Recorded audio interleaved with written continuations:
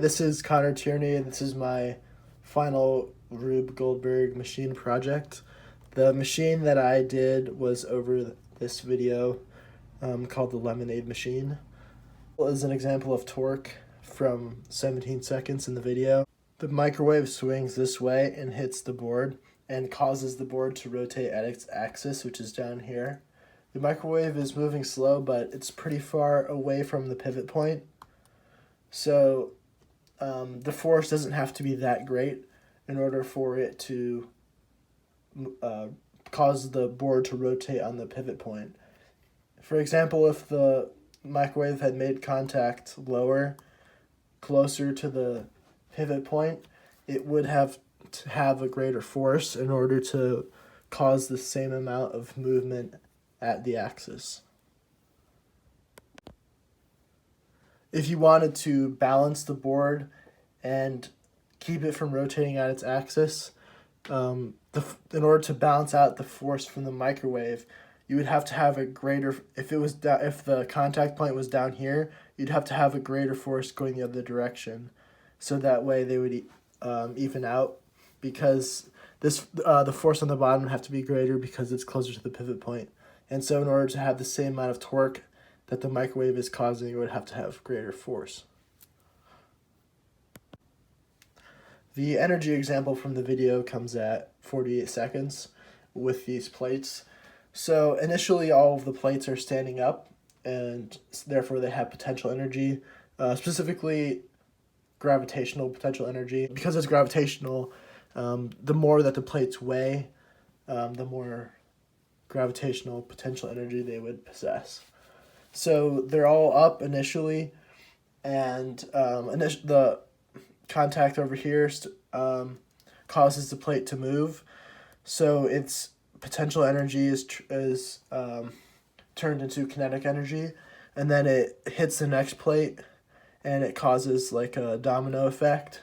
So the kinetic energy, so each plate goes from having potential energy to kinetic energy, collides with the next plate, and then passes on, and then the cycle continues. So even though the type of energy goes from potential energy to kinetic energy, the total energy is conserved because there's no work done by non-conservative forces like friction or air resistance in this example. The example of momentum in this video comes at 51 seconds. So this object collides into the lid of this object, which causes the lid to move this way, and then this object to move back this way.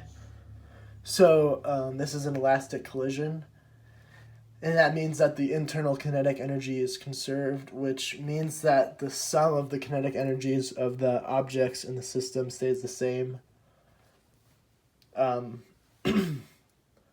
So momentum is also conserved, which it always is.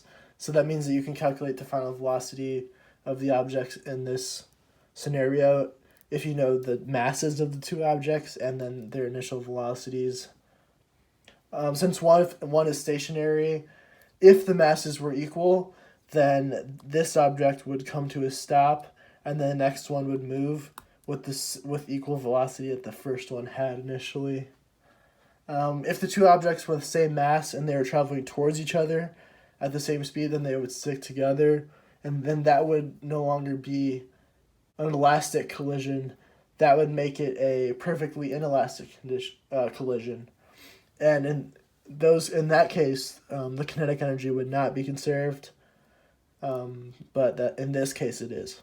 The example of force from the video comes at 1 minute and 28 seconds, and it's more specifically centripetal force. So the ball's moving at a constant speed, and so when it goes around the curve, the net force points in.